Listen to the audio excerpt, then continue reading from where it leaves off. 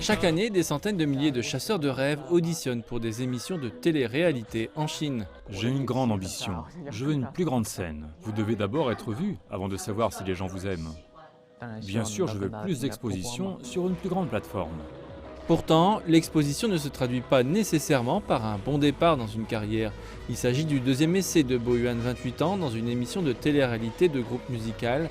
En 2018, il a participé à une émission similaire mais n'a pas atteint la finale. Après cela, la vie n'a pas été facile.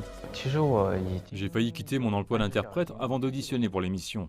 Au premier semestre 2020, je n'avais aucun revenu. Bo Yuan a temporairement travaillé comme entraîneur vocal lorsqu'il a rencontré un jeune garçon de 16 ans qui a demandé son aide pour apprendre à chanter. Pour les gens qui ont un rêve, ils vont faire n'importe quoi, n'importe où, pour y parvenir. La rencontre l'a encouragé à concourir à nouveau à un âge relativement avancé pour faire partie d'un boys band. Si un jour vient où quelqu'un me dit que je ne peux plus me présenter, je ne saurai plus quoi faire. Lin Mo, 19 ans, a passé près d'une décennie à s'entraîner pour devenir une idole. Ces jeunes qui participent à l'émission doivent passer 3 mois à s'entraîner et à se faire concurrence. Il est 10h30 du soir et tous ces jeunes hommes travaillent encore très dur pour s'entraîner. C'est presque comme un camp d'entraînement, n'est-ce pas? Et tous ces jeunes ont des histoires différentes, mais ils sont ici avec un but, devenir une idole.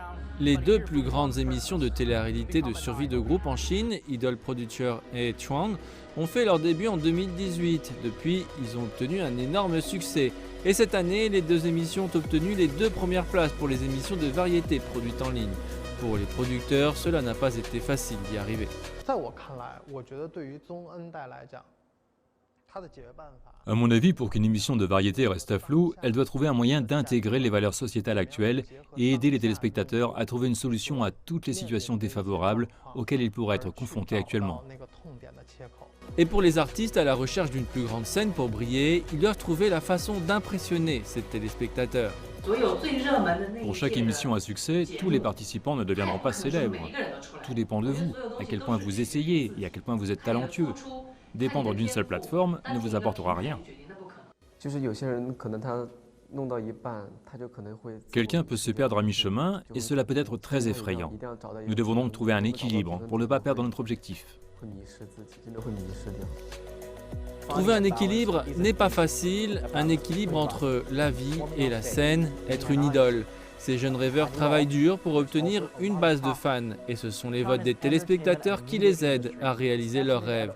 Mais derrière tout cela, il y a aussi beaucoup de profits. L'industrie chinoise du divertissement est estimée à quelques 300 milliards de dollars et elle connaît un développement plus rapide que la moyenne mondiale. Pourtant, les producteurs de ces émissions disent qu'ils sont préoccupés.